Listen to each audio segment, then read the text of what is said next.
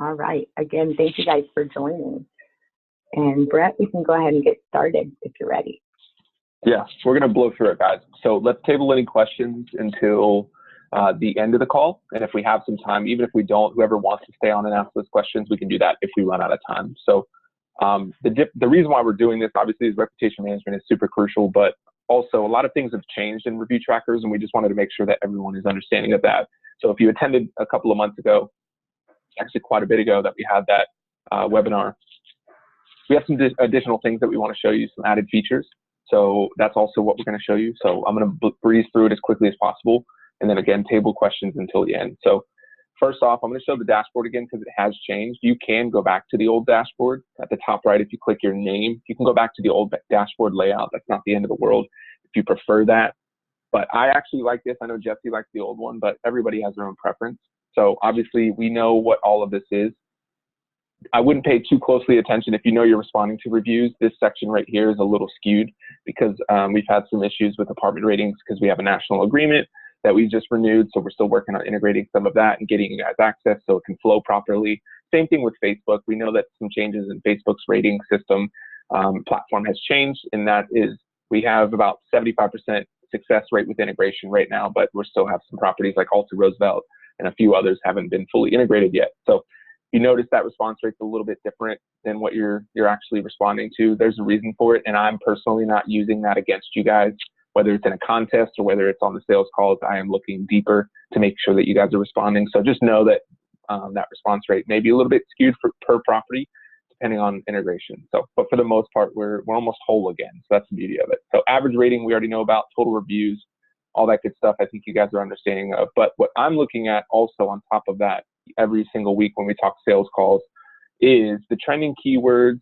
I don't look at location performance because I think everybody has a different volume requirement. I think it varies if you're stabilized or if you have an older asset or you have something go wrong. So I think it's a little bit difficult for me to use this. So I don't personally use this myself too much, but I do use the trending keywords. So I want you guys to start using it. I know some of you do, and you may have for quite some time, but it's really a good indication of what we're doing well. So positive reviews will show, like a lot of times we're getting staff, we're getting specific names. So just keep an eye on that and give kudos where kudos are due. And then neutral and negative, I think good thing we don't have terribly too many. And most of them don't cater to us. It's something specific to the building. So just keep an eye on that and see if there's any opportunity there. And then reviewed site distribution. I always look at this because I want to make sure that we have a good balance based on what we have, what we're using. So Google obviously is a good one to have, number one. Yelp, Facebook, apartment ratings, apartments.com, apartment guide, yellow page, and rent.com. And feedback is just something I'll get to in a minute, but I just want you guys to keep an eye on this too. And I know you guys have done a pretty good job at that since the last webinar, but for those of you that haven't attended, it's really good to keep an eye on this for several reasons. But the biggest thing is to make sure there's a good balance, because not everybody's going to go to Facebook or not everyone's going to go to apartment ratings. So we really want to have that balance and make sure there's a good amount. So let's see, I'm going to jump over to the managing the templates before we get into the templates. So if it looks like it's a little confusing at first, it'll be full circle. Just give me a minute. So I'm going to jump over to managing. So this is where you would ask for the reviews, but if we don't create custom templates, we're using the basic templates that review trackers provided to us. And as most of us know, and I said it on the last call, we're not all the same. Each property has their own identity, has their own demographic. They may be similar, but again, everybody is unique as far as the asset itself. So I want to make sure that we have that kind of highlighted in our templates. And right now, we don't have a ton of use in this custom templates yet. So again, that's why one of the reasons why we're having this call is to really show you guys the templates available, or the ability to create new templates. And you can do one, and I would strongly urge you guys to do one for different variations. You can do one for vendors. I think that holds some value as well. I think we don't utilize that enough for reviews. And we can use one for residents, obviously, and then prospects and so on, and brokers and realtors and all those people. I think we haven't tapped into a lot of those things that really shed different light. So just think about it from different angles, but just know that that's kind of the idea with making templates. And review trackers gives us the ability, if we create new templates, to add logos and add the custom images and things like that, whereas the basic templates that were provided to us do not give us that allowance. So when you click this tab, you'll see all this here. But before we get into that, on the top right, this blue banner here, you have compose, history, manage, and how it works. The history will just show you whatever access you have for whatever property. It'll show you kind of how many you've sent, who they've gone to, and things like that. So, and it'll show the date. So that's very easy to digest. But to the right here, over one is manage. And under manage, you can see all the templates under your actual property. So I have access to the whole company, and you can see there's not a lot of templates. So this is concerning to me when we only have, really, we have what, 5 actual custom templates. One's a test that I did, and the other 2 are default from review trackers. So does anybody have an issue with us not having any custom templates? Does anyone want to say yay or nay? Should we have more custom templates than this for the company? I'm going to answer for you. The answer is yes. We should have more custom templates for all the reasons that I listed a few minutes ago. So with that said, how do we create a template? So what I do, and it's very simple, and anybody is going to be able to do it. So I always pull from the default templates because they're the cleanest, and I don't typically create or clone off of these. So what I would do, and how you would do this, is you go to, let's say you want to create a custom review request template. First, you go to the right here, you'll see this double page icon, and it's under the column clone. You just hit clone, and it's going to be identical, obviously, the word clone. It's an identical template, a replica of the template we just looked at, the default template. That said, we can customize everything on here. So you can change the template name. You can, this won't apply to most, but regionals it would apply to. You can assign it to different groups. And then also the email subject line. I think this needs to be specific to you and your audience and who you're trying to target. And what's really nice, and I've seen very few people do this, but Review Tracker said it works really well, is when you highlight their name specifically in the email subject line. And I thought that was pretty unique and pretty insightful. So just get really creative with the subject line. And if it's catered to one person, I think that's cool too. If you want to get that detailed, I don't think that's going to work all the time based on staffing and everything like that. But if you wanted to get that detail oriented, you certainly can. But make sure the subject line counts. And then obviously you can enter any of the text here, and just keep in mind you have all these tokens over here that you can use. Most of us are familiar on this call with pop cards. So it's the same concept. You use the tokens on the left, you paste it in, and it'll populate based on your property name, and it'll automate the message a little bit more. And then you can add in a logo and all that good stuff, where you cannot do that on the default templates. And then you hit next, and then you're pretty much done. You're going to hit save after that point. Or actually it auto saves for you, and then you're all set. So pretty simplistic. And again, we'll table questions until the end, so the next step after you create your custom template, we want to send it to somebody. Now there's often confusion between the two things. So I'm going to cover both of them briefly. So first one of the templates that we could send out is for feedback. And I actually like this one the most because it adds transparency and it adds an extra layer on top of Kingsley, I think, for us. And it's not as long-winded as Kingsley. So maybe somebody's not willing to answer 10 or 12 things on Kingsley and give us comments, but they're willing to do it via review trackers because they know it's coming directly from us and it's only a rating, and they can add a comment if they so choose.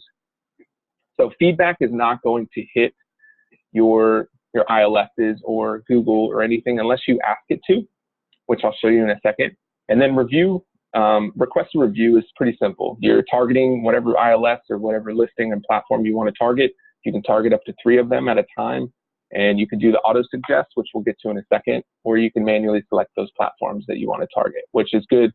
And it goes back to the dashboard where you see maybe there's a heavy review volume on Google and not so much Yelp, and we really need to even that out based on maybe our JV partner or our investor or whoever is wanting us to focus more on apartment ratings and so on and so forth. That has happened in my past. So I'm just going to show you guys real quick. Let's see, we'll just use anybody. So I'm going to start with the default feedback template first. And again, you would have options too if you had additional templates in here.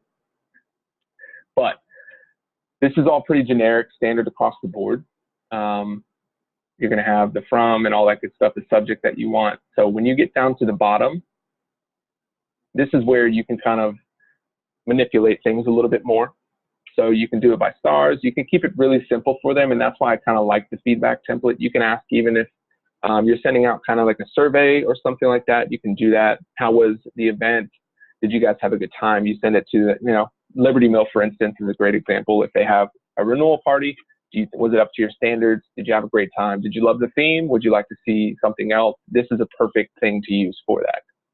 And then from there, you can even suggest, and we used to, and this is another good reason why we're having this webinar, we used to be able to manipulate. If they gave us a thumbs up instead of a thumbs down, for instance, we could send them to our platforms of our choice and have them post a review if they want to. And then if they gave us a score of a thumbs down, we would just keep it internal. That has since been taken out because it's essentially illegal for Google now. They have banned that, and Yelp has always banned it.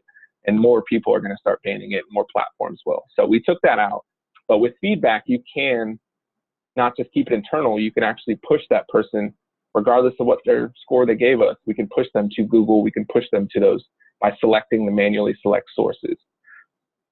And then, for instance, this one is for everybody, the whole company, so it's not going to show, but you would have all your listings here and all the platforms. You would have Google, apartments.com, apartment ratings. So you could select those three. You could select 1, 2, it doesn't really matter. Or you could do a smart suggest, and it just does it based on what Review Trackers thinks. And I believe it's Google, apartment ratings, and apartments.com. So not my personal preference, but again, you can use that.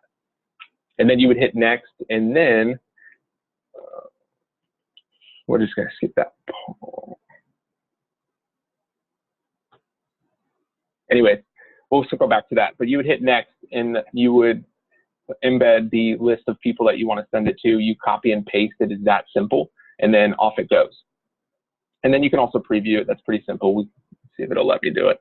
Yeah, it's not, because I'm on a property that doesn't work. So next up, I wanted to circle back to ask for a review using the review request tool instead of the get feedback. So the only difference is you can add an extra layer with feedback and get feedback and then push them to a platform. Let's see if I can use one of that.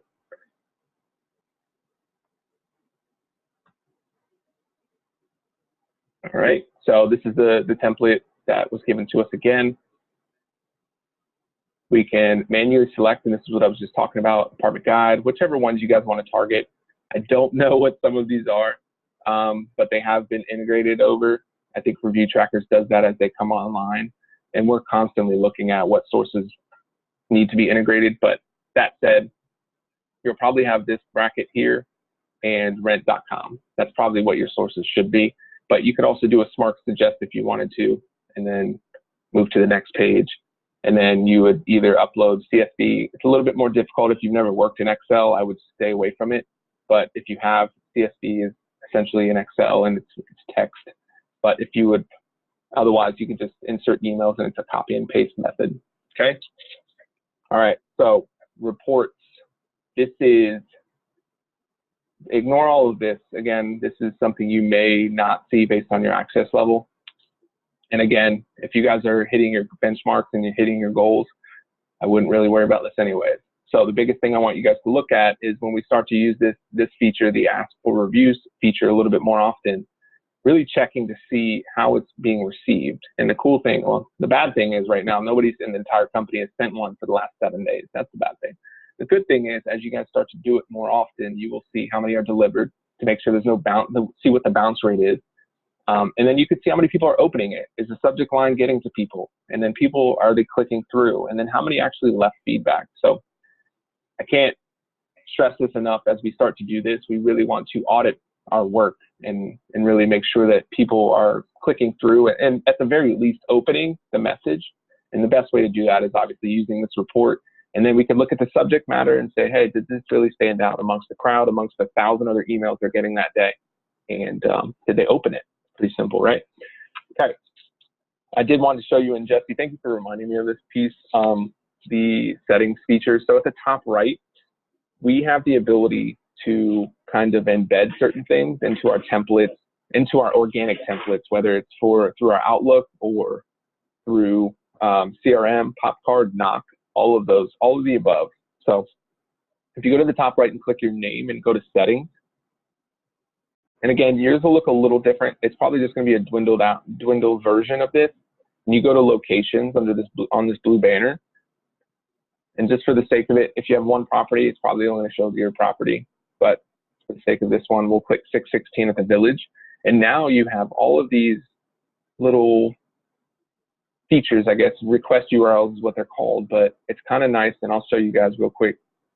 So this is the kind of thing that you can embed. And if you don't know how to hyperlink anything to a small image or something and put it into your signature or put it into a template, I'm happy to show you. It's very easy. It sounds a lot more difficult than it is. But that said, even if you just put the link in your template, you can just literally, they're going to click the link and it's going to send them to a very clean look.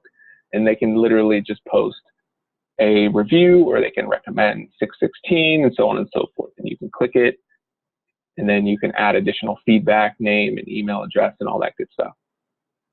So this is something that has not been used for, I don't think anyone's used it. I would encourage you guys to start using it and include it, hyperlink it into your signature line.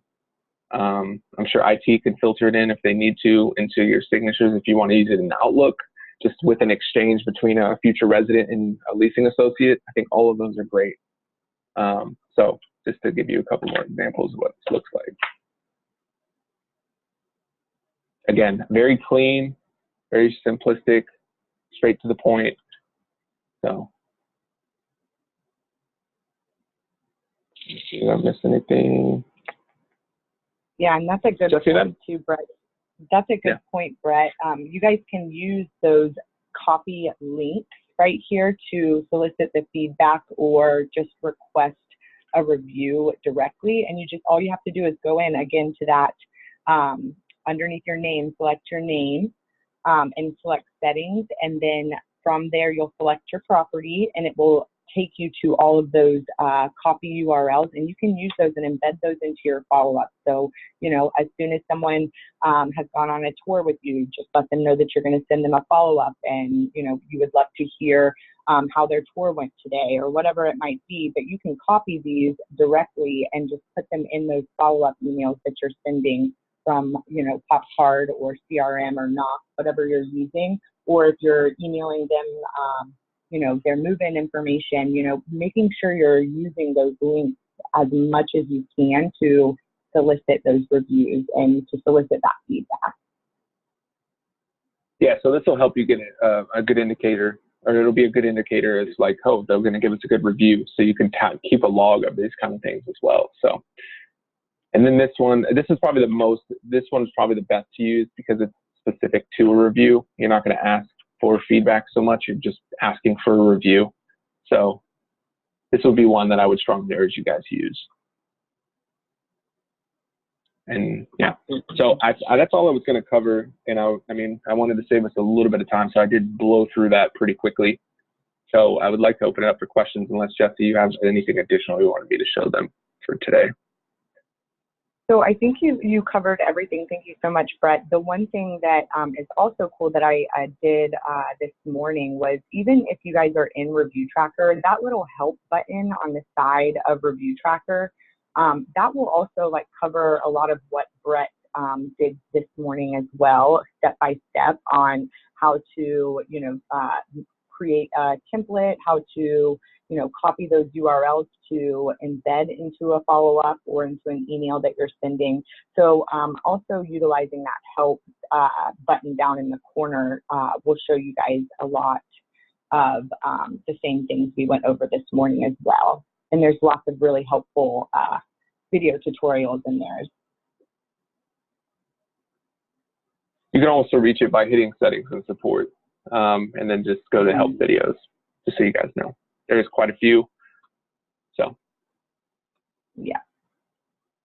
Cool. Does anybody have any questions?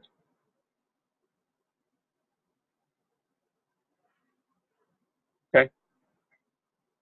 Does everyone understand? Real quick, does everybody understand what the difference between the feedback and the request a review templates are?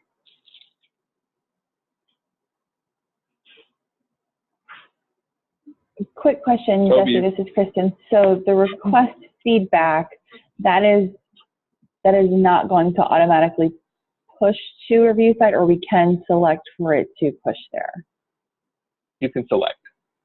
Okay. So yeah, that's well, like the Westerly uses it for internal surveys, I think, for right now, or they have, and it's not going to go anywhere unless we select that option. Okay. Which we are totally fine to do, and you can even select which one to send them to. Let's see. So yeah, so we can select that to give us a internal feedback. Here's the blah blah blah, and then we can actually, after they submit that, they would get a second prompt that says, "Hey, would you be willing to leave a review on one of these wonderful sites?" Blah blah blah. Okay, so they have to essentially do 2 steps in order for it to get a review from that. If they're using the feedback, yes, and that it's going to force them to select either the review sources they want or do not solicit after feedback submission. It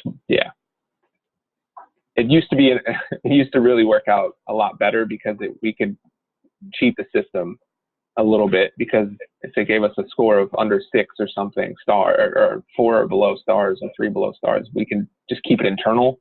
But we could have gotten in trouble for that, so we removed it. Okay. But yeah, as of now, you can either do it or not do it. There's no in between. So. Hey, Brett, it's Amy. Question. Hey. Sure. Do they have like an address book that you can save addresses, or every time we send out one of these reviews, we have to upload the email addresses? Good question. Let me walk myself through it because I don't remember.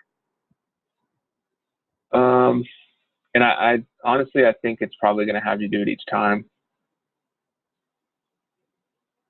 Yeah, and that's why, like, if you guys are familiar with your email blast, if you're using MailChimp, you would just simply go into Yardi or CRM and pull your property directory or your prospect directory, and you have a user guide on how to do that. But you just pull it in Excel format and delete all of the columns that don't have the email address, and just leave the email address, and then you can simply just copy and paste that by dragging the Excel spreadsheet into the Compose area where it says CVS, and that will upload all of your recipients automatically instead of having to do one per line. Perfect. Thank you, Jesse. Mm-hmm.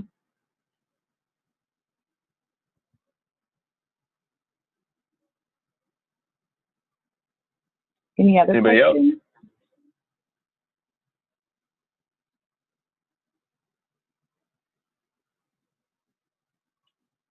Well, I would say if you guys feel comfortable with it, go ahead and get into Review Tracker and go to that Ask for Review section.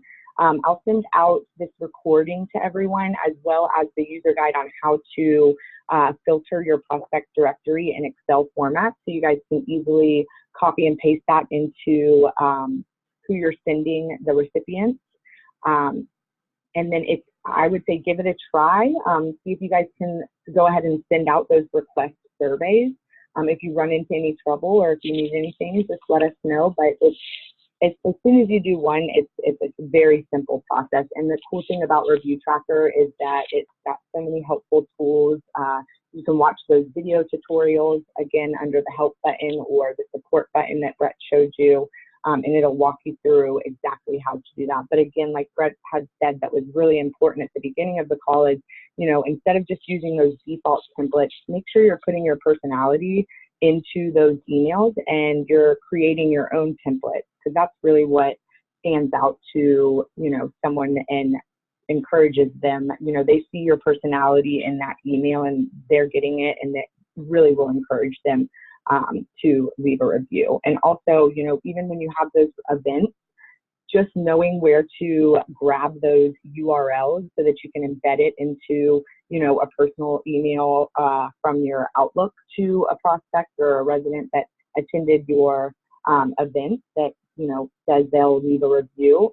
That's also very helpful, because it's just a link that they click on and it'll take them right to the sources that you selected, and they can click on that and it'll take them right to the review site to leave a review.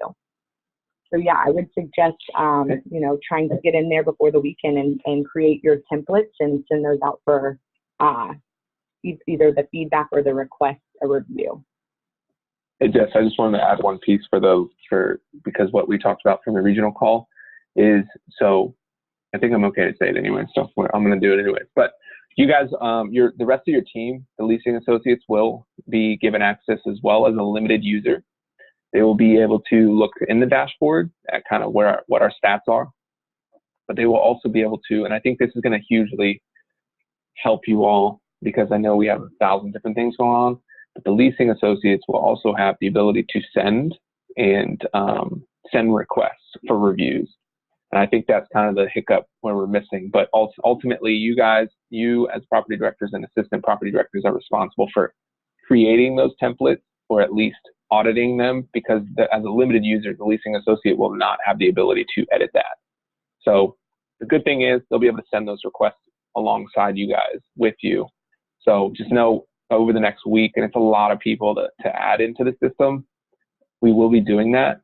I don't have a specific ETA, but I'm going to try and get it done within the next 5 business days. It's just quite a few people. So if they get an email from Review Trackers, don't send it to Fish Me. It is a legitimate email, and it'll have their credentials in that as well. Yeah, and we'll make sure that once everyone is added, that we set up another onboarding so that they can join and become familiar with their access and how to send those requests. Okay, 1 minute after. Look at them go. Any All last right, if nobody has any extra questions. All right, guys, I think we're good. Well, let us know if you need anything, and I'll make sure to send out this recording and some additional user guides on how to pull your prospect and resident email addresses so that you guys have that to include in the recipients area. And if you guys need anything, just let us know. Thanks, everybody. Bye. Thanks, everyone. Thank you.